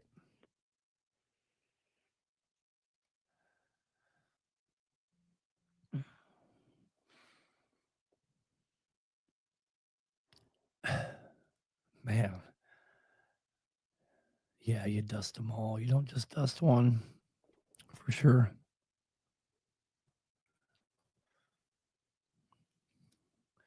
Well, we about ran out of show time here, but one guy it seemed like he really wants to call in. I only got 2 callers.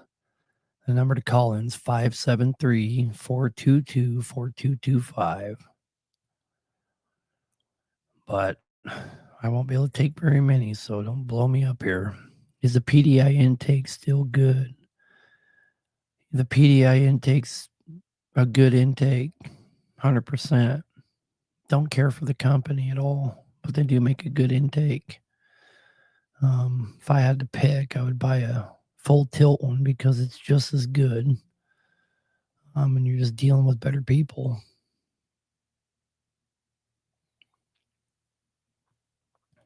Anyway, back to the callers. DD series engine. What can we do for you, brother? You're on there. I was just calling to get your opinion on the DD series. I've got a DD16. I've always been a 60 series kind of guy. DDEC 4, DDEC 5, DDEC 6, a little questionable, but still a good platform. But I've not had much experience with your, DD15s, DD16s. Well, here's what I think about them. The honest opinion on them is they're a damn fine engine. And I'm forced to say that because they're notorious for getting high mileage. And any engine that can go 1,000,000 miles, 1,000,003 miles is a good engine by anybody's metric. So anybody that talks shit about them is completely ignoring the fact that they're consistently 1,000,000-mile engine. So if you just take that fact, and that also applies to the PACCAR, I'd say the same thing about the PACCAR. Now, I wouldn't want to fucking own either one of them. Okay, I really wouldn't want to own either one of them, and I wouldn't buy a truck with either one of them in it. But you can't deny the fact that PACCAR and the DD15 both are great engines. They go over 1,000,000 miles consistently. The problem is that when it comes time, when it comes time to overhaul that thing, you're going to want to shoot yourself in the head. And overhauling it ends up. Oh no, when it comes time for an overhaul, it's going to get yanked out and a cap put in its place. Sure. Yeah, the best thing to do if you're going to stick with the DD platform is to find a place that does good drop-ins and just get rid of the one that you have, in my opinion. Yeah, either the DD, I've got a DD16 now. It's only got 200,000 miles on it. Of course, it's in a dump truck, so 200,000 in a dump truck, 500 plus over the road. Yep, that's a fact. But you've probably still got a lot of life left in that thing, man. Yeah, when it comes time, it'll either get another 60 series, like my other two, or a cat. I'm a cat guy through and through, but it's hard to find a low mile cat in something that's worth having as far as the dump truck goes. Yep, you're kind of stuck, but yeah, you probably got a lot of life left in that one. Just keep up on the maintenance. Yeah, yep. What's your recommended oil? While I got you here, I mean, full synthetic, man. Full synthetic. Yeah. Nothing compares to full synthetic, and don't buy into the semi-synthetic bullshit. No, full synthetic factory filter. Yep. Right. Cool. You're better. Get better, man. You're better. Appreciate off, taking the call. Yeah, you're better off putting more miles on it with full synthetic.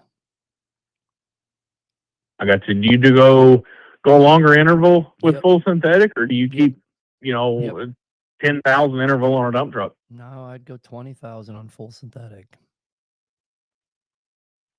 20. And you're gonna have take me up on this challenge. Take them all samples, 10,000 on your engine. Just to fold that, take them all sample at 20,000 and send them both in and see which one comes back better. I already know the answer. I'll take you on that. Yeah, let me know what you find out. I'll do it, man. I appreciate it. Yep. You get feel better. I appreciate taking my call. Yeah, have a good night, man. You too, man. See you.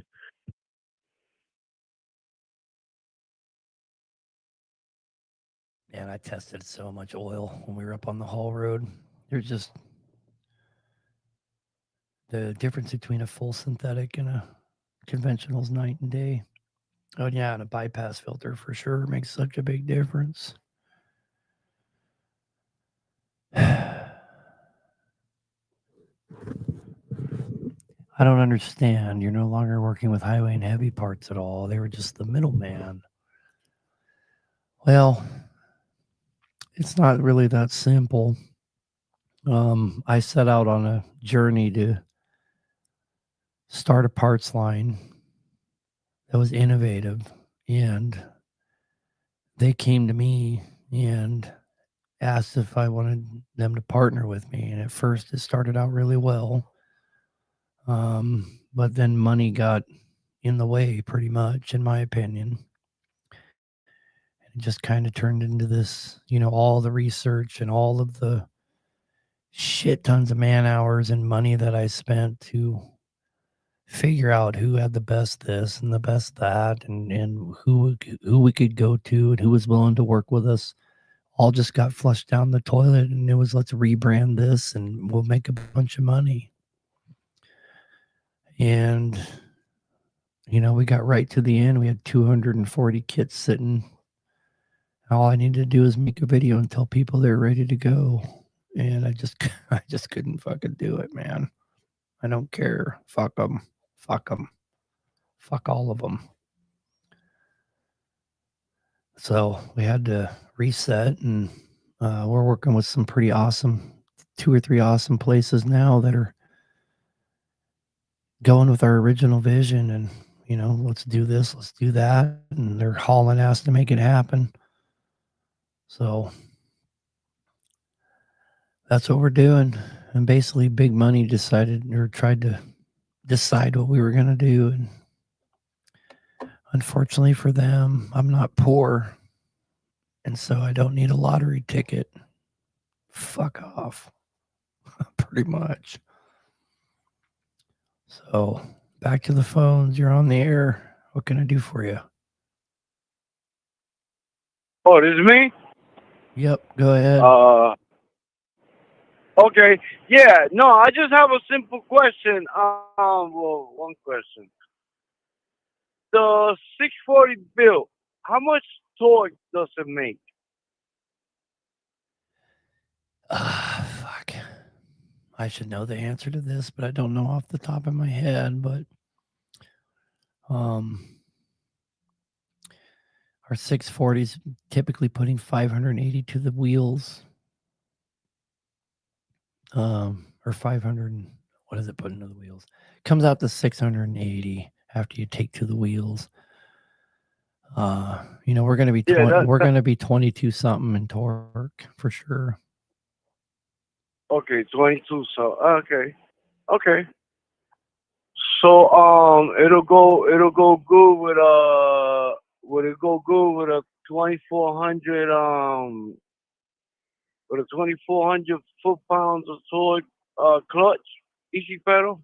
Yeah, we usually just do 20 we do 2250s clutches, and not worry about it. I haven't had any negative things happen from using 2250 clutches. Okay. All right, man. That's all for today. Hope you feel better, and thank you for everything, man. Have a good night, brother. Good luck out there. Hey, you too, man. All right. Some guy's asking if I have MXS kits. There's not a part on the market that we don't have. I don't care what engine you have. I don't care what part you're looking for. We have it. And most of it we have in stock. It's hard to even fathom the amount of money we spent to be able to put stuff in stock. But as far as having our own kit and our own parts lines, we were in a meeting today, And I think they were telling me the best case scenario is 4 weeks. And we're probably looking closer to 6. Not for turbos and manifolds. We're about 2 weeks out, but having a kit, we're about 4 weeks out at the best case. What we're doing currently is the companies we work with, like IPD or McBee or AFA. People tell us their preference, and we make suggestions on what they're trying to build, and then we bring them in here if we don't have them already, and we just try to bring them up to close to the spec of what we're going to have for the market here shortly. We'll code them. We code the pistons, there's 4 guys that work here that do nothing but prepare stuff for coding, and then 3 guys that do coatings, and I'm one of them. I'm coding around the fucking clock, but we will build any kit you want to that spec. People bring us kits too all the time, but it's easier just to get one from us. If you're doing like a B model or something, we'll get you an IPD kit and code everything and send it out to you. Or if you're doing, an ISX or something, the AFAs are really good kits for all them other ones. And we use a lot of McBee as well. A little bit of PAI too, but we're a vendor. I mean, we've been vendors for all of them forever. So, and our pricing is as competitive as anybody else's, if not better. And then, of course, you have Bennett Truck Center's warranty, where they don't give a fuck. They take care of you, so it's a big plus. My boys are crazy. The biggest problem we have is our growing pains of fielding 300 phone calls a day. Our sales team is fielding 300 plus phone calls a day. We're making that many sales a day. And so, you got to figure out item fulfillment. You got to figure out, all of that kind of stuff. And we have all the growing pains of that, of course. But most people that call in understand that we don't have 80 people working here. We have 30 people working here. But, we're getting all that figured out. We have 4 weeks to get it all sorted before we really start debuting our own stuff. We were just testing spacer plates today.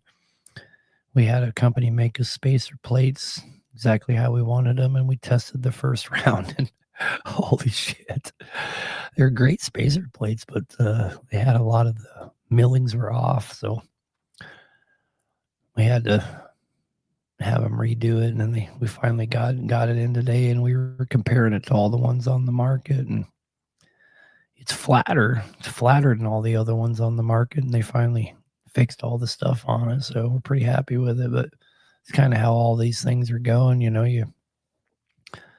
What are we looking for, and what are we trying to improve, and being able to go back and do what we wanted to do in the beginning, like, for example, the liners that we're going to put in our kits outperform all the other liners on the market by a huge margin. When you do the hardness test on the flange on a cat liner, cat fails at 160 psi, 160,000 pounds per square inch is when it fails. The liner that's coming in our kit will surpass 200,000 psi, and we've known that for 11 months. That's the liner that we were supposed to put in our kit from the beginning, and it ended up not being in there, of course, because whatever, but it's going to be now. And that's kind of, we're getting ready we're able to go back and redo all this the way we should have done in the beginning. So it's definitely worth the wait for us. So we've already developed almost everything. We're just waiting on boxes, honestly. We have hundreds of pistons coated and bearings coated. They just don't have a box to match.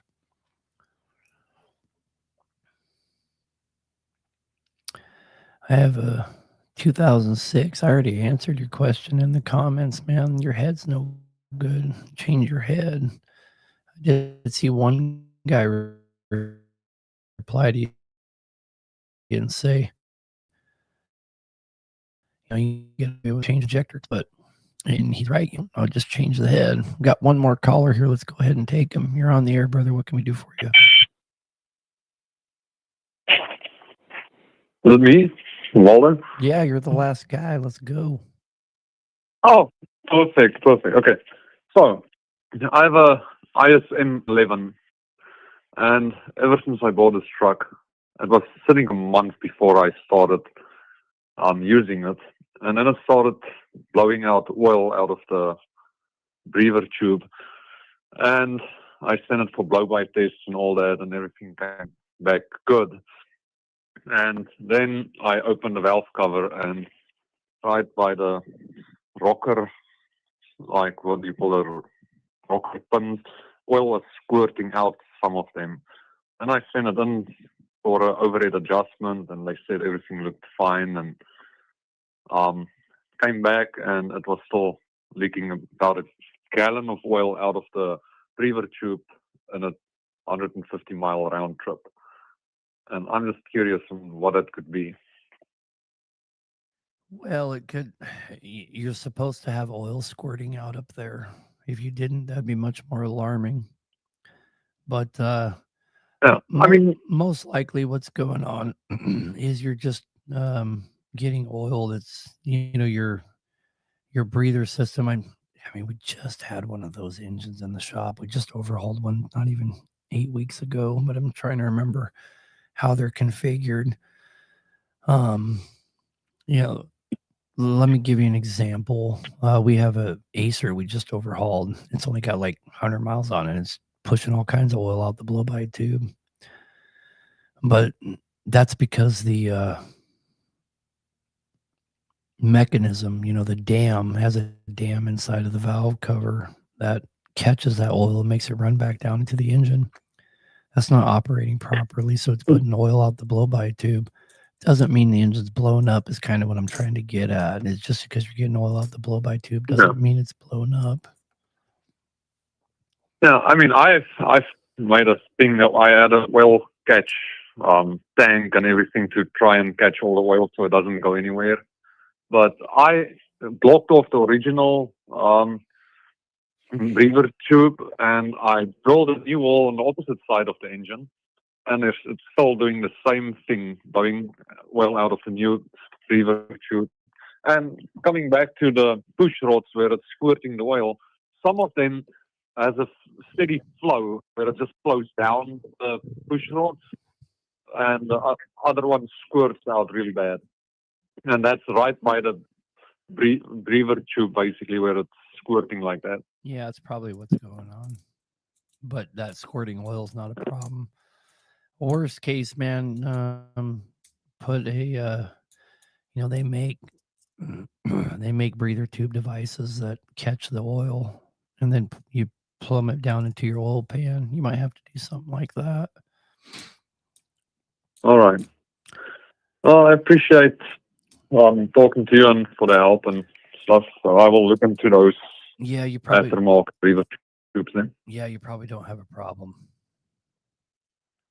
I mean, it's been going for 90,000 miles after the problem started. Yeah. So if it was going to blow up, it would have blown up already.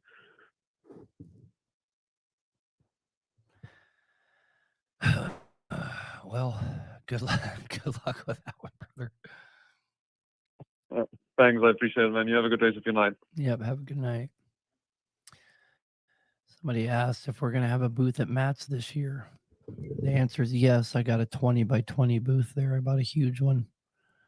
And we have a 10 by 10 booth there as well for Bennett Media. So me and all my boys are going to be there.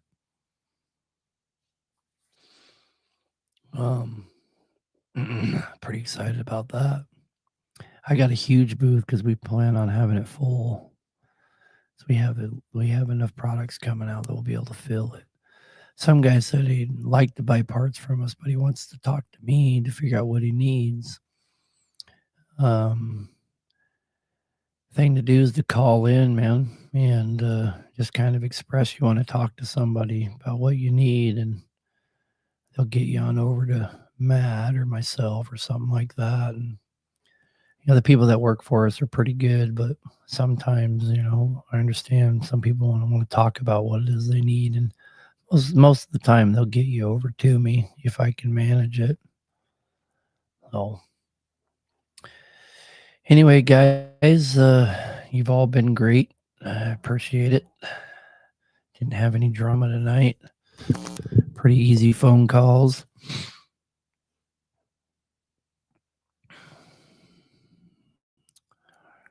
Yeah, Jeffrey Kramer. It's pretty unfortunate what you got going on there, but that head's no good. I mean, if you only overhauled it 2 weeks ago, you need to, if you had it done at a shop, that head got put on bad. And you need to go back and have them fix it. But anyway,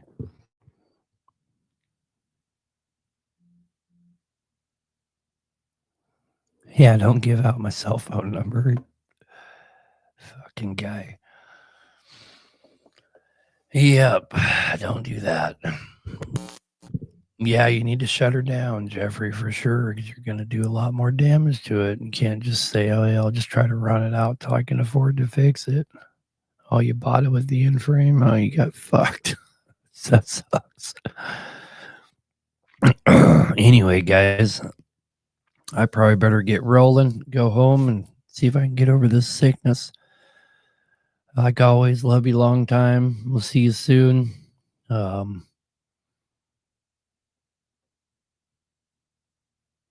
I got one more caller. I think I'm going to go ahead and take him.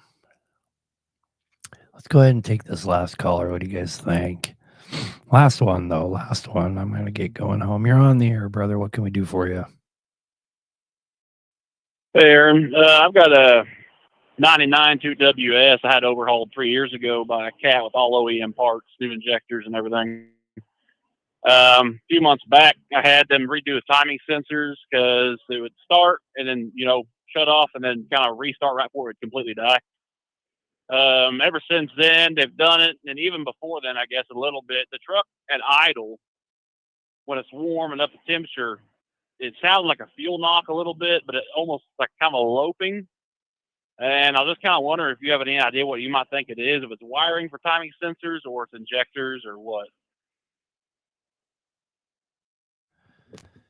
If you have a timing sensor code, timing sensor problem, you're going to get a code for it. She's not throwing any codes or anything. It's you got to check the ECM. You got to check the ECM because it might be throwing a code for it. But if you're getting ironically, I had a guy here today who was having a problem. It is identical to the problem you're having. And I asked him if he was throwing any codes, and he said no. So I got up in there and I checked the codes. First code that showed me a code right away is for a secondary speed sensor because it's logging it, but not showing him because it doesn't go for long enough for it to for him to see the check engine light. So you need to get a computer on it, or you can turn the cruise control on, turn it off, hold down on resume, and then count how many times the check engine light flashes at you, and it's going to be a 2 count. And I think the code for that's like 34. It's 34. So if it flashes 1, 2, 3, pause, 1, 2, 3, 4, you know damn well that's your problem, and it's probably the harness. Okay. All right. Well, I appreciate you answering my call and talking to me. Yeah, brother. Good luck with that one, okay? Appreciate it. Have a good evening. You too. Bye. Well, see, we made the right choice. One last caller. Anyway, guys, you have a good night. I'll see you next week. I appreciate everybody. Appreciate all the guys in the comments helping out like always. You guys have a good night. And love you long time.